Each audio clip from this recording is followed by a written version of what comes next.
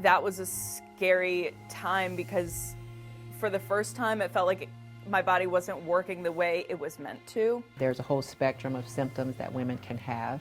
I want every PCOS patient to know that they're not alone.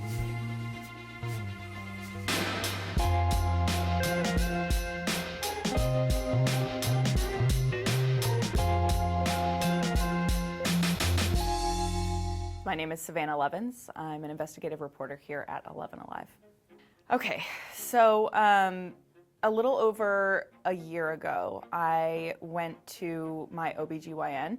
It was just a regular checkup, like an annual checkup, and she asked me how long I had been on the birth control pill. It had been many, many years. In fact, I got on the pill when I was about 14, 15 years old. So she seemed like a little bit surprised by that and just said, you know, if you're thinking about starting a family in the next couple years, you might want to come off the pill. So I came off the pill and was told that my cycle would regulate in like a couple months, but 6 months later, it still hadn't. And also in that time, I gained like 30 pounds, which was very concerning for me. So I was going to my primary care doctor and, you know, he said, well, just, you know, eat less carbs. It was like 8-9 months later and it still hadn't regulated. I still could not get rid of this weight. So I sought, I think at that point, my 6th opinion, a different doctor, and finally just put my foot down and said, something is not right.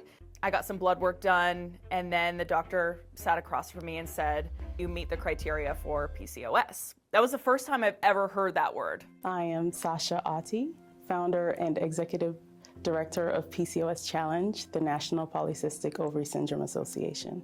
I was diagnosed with PCOS in 2008. This became a defining moment in my life because I felt dismissed, and after doing my own research, realized that there were millions of others who felt the same way. They were searching for answers, they were searching for support, and so I decided to found the nonprofit PCOS Challenge in an effort to get evidence-based information to people, patients, their family members, and also healthcare providers.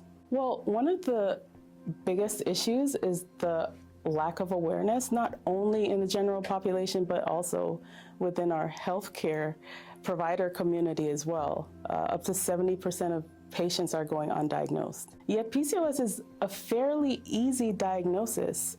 This is an easy enough thing to bring to your doctor if you recognize it as something that bothers you or something that's abnormal. I'm Dr. Desiree McCarthy-Keith, and I'm a fertility specialist here in Atlanta.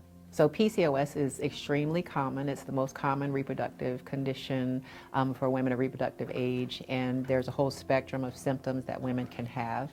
There are 3 criteria that we look for to say, do you meet the strict definition of PCOS? And you need 2 of the 3. So the first is irregular menstrual cycles that come a little bit late, or sometimes you can skip whole months if you're not ovulating. The second is ovaries that look polycystic on an ultrasound. So the typical appearance of a polycystic ovary is multiple follicles, which are little egg sacs around in the ovary. And then the third is that polycystic ovaries make more testosterone for many women. So women can have acne, oily skin, hair on their chin, chest, around their breast. And so if you have 2 of those 3, that meets the definition for PCOS.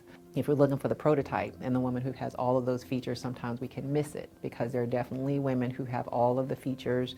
And even if I see patients and I say, I think you have PCOS, they say, I don't think so because I don't look like the lady that I saw online.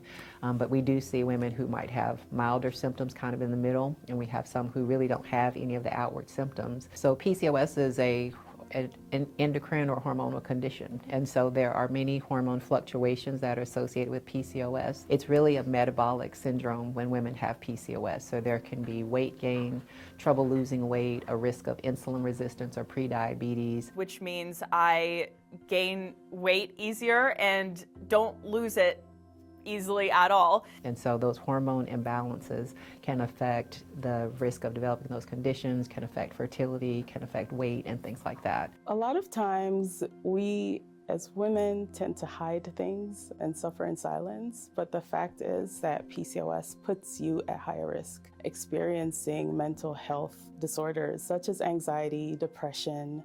That's where patient advocacy comes in.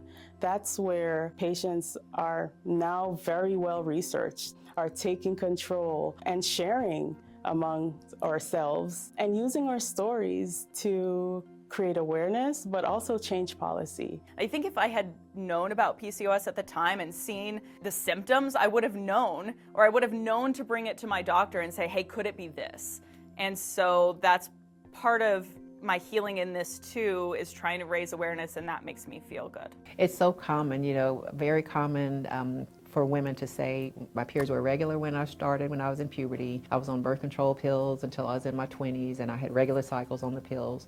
Once I stopped the pills, my cycles became irregular or they went away. So, like teens, early 20s is when it's usually first recognized for the symptoms. I sometimes see women who are in their 30s and they're saying, I just got diagnosed with PCOS last month when they did an ultrasound and saw my ovaries look polycystic. I was 28 years old when I first got a PCOS diagnosis, which is a bit late, right? And I do think that the lack of outward symptoms of PCOS maybe delayed my diagnosis for a while. They've had PCOS the whole time, but the birth control pills were just masking that and putting the hormones in the system.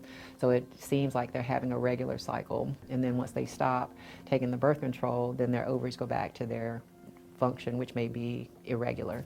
It's hard to determine the specific cause for PCOS. We do believe it's multifactorial. It's likely genetic. There's some exposure that goes into that also. We see it run in families. A lot of people say it's genetic, but my mother had never heard of it. No one in my family had it or had ever heard of it either. And there hasn't even been enough research into how PCOS impacts us differently based on ethnicity and race. You're more impacted metabolically if you're Black or Hispanic or even Asian. So Black women with PCOS have higher rates of obesity, have higher rates of diabetes and other metabolic disorders, as well as Hispanic women, non-alcoholic fatty liver disease. And we don't talk about this enough within BIPOC communities. Right? So many people are suffering in silence, and we should be able to have a better understanding of what that means for us as patients and how to better treat it. The main thing that I tell my patients is that we can manage the effects of PCOS, but this is not a condition that we can cure or that you can remove from the systems. The hard thing about PCOS is there's no cure. So there's no fixing it, there's no reversing it. So I think that that's where a lot of the confusion comes in. People want to improve their symptoms, but because there's no medical cure, there's 1,000 different things in between. It's, well, take this supplement, or, do this diet, or, take this medication. And then you've got 1,000 influencers trying to sell products that they're making. And even my different doctors have ordered different tests. So my endocrinologist, fertility expert, knows a lot more about PCOS, whereas not all OBGYNs, according to her, are trained in PCOS and are knowledgeable about it. I just wanted to do everything that I could on my own, in addition to the help of science and medical professionals, to make sure that I was doing everything on my end from a health perspective to give us the best chances. The treatments that we have are really always based on just lifestyle. That's always the foundation of managing PCOS. Whether you're managing your diet, having less things in the diet that can increase the risk of the insulin resistance or prediabetes, managing weight for women who are overweight or have higher BMI. If women have irregular cycles, sometimes just losing 5 or 10% of their body weight can reset those metabolic effects and help women to ovulate. It can be very difficult, and it's a difficult and a lifelong diagnosis. It is very common, so there's a lot more awareness and support for women who are going through, but you really have to have your support group and seek providers who understand the condition and can help you manage some of the effects that you have of PCOS. I think it's really important that we change our mindset on how it is to be supportive. So what we can do is try to adjust and adapt even our own lifestyles to support our loved ones with PCOS. In order to be supportive, everyone should be eating the healthiest way possible. all family members can partake in together without singling out someone because she has a condition or a disorder. My support system is my family. Yeah, my husband has been really awesome through this. He, was with me when I got my diagnosis. I went from that relief to sadness and fear pretty quickly, and he was able to be there for me and support me through it. He's learned with me. He's cooked PCOS-friendly recipes, and we've bought cookbooks together. And, having a partner, especially through infertility, who really supports you and is encouraging. And, I'm sure he is stressed and anxious too, but never really shows it. So just someone that can walk that with you, be supportive, help you with maintaining the healthy lifestyle and the diet that's going to help to regulate those kind of effects, I think is important.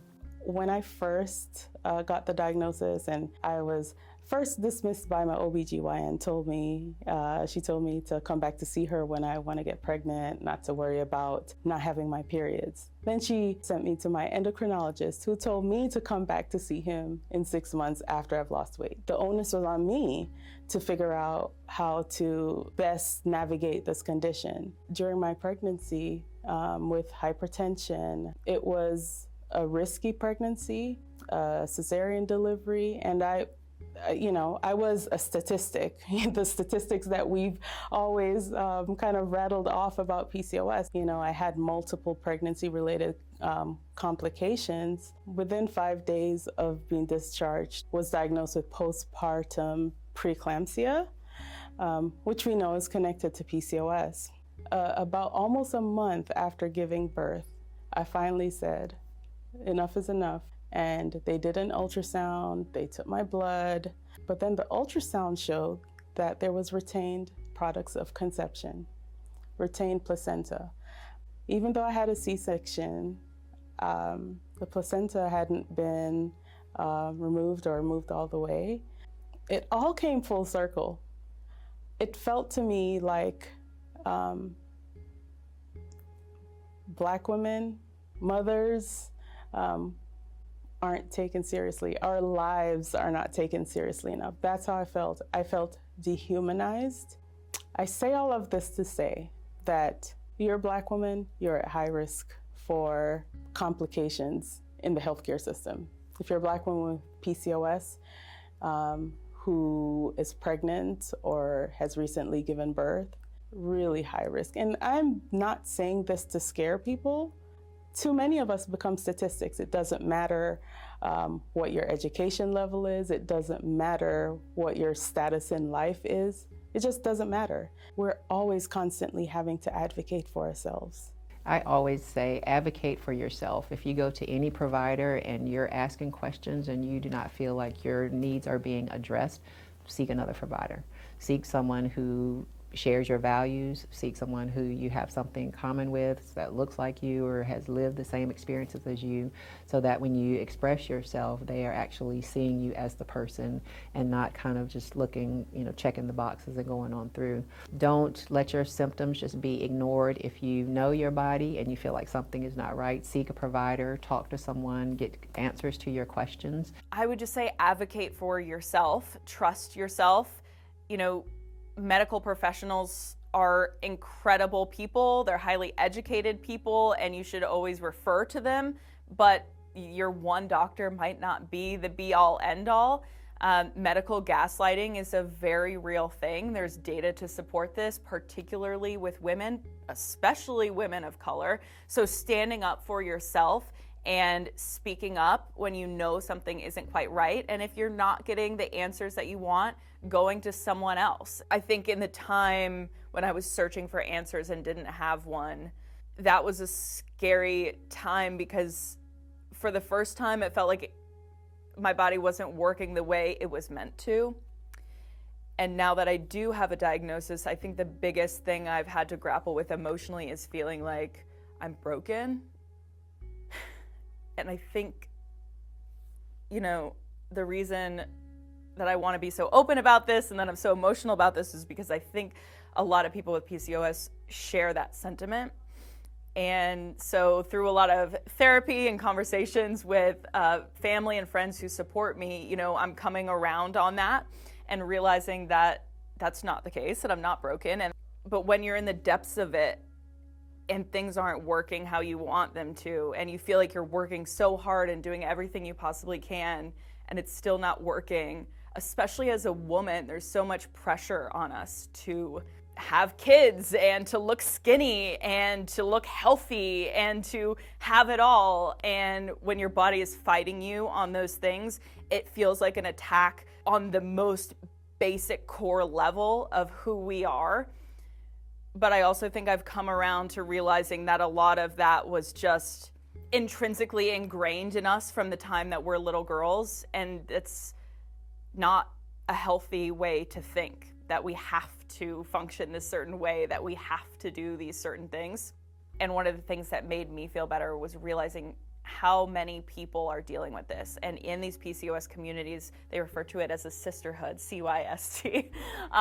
It's just a very supportive community, and realizing how common this is and that I'm not alone, I hope that that's a gift that I can offer to other people.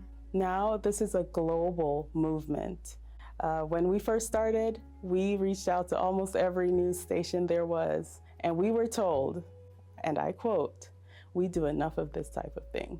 And it's all because patients took charge, right? Patients use their frustrations, use their stories. So we're working with government agencies, FDA, CDC, NIH, all of them, to lay the foundation for making progress to ultimately, of course, improve outcomes for PCOS patients, but that, some of these challenges that we face today will be just that, of the past.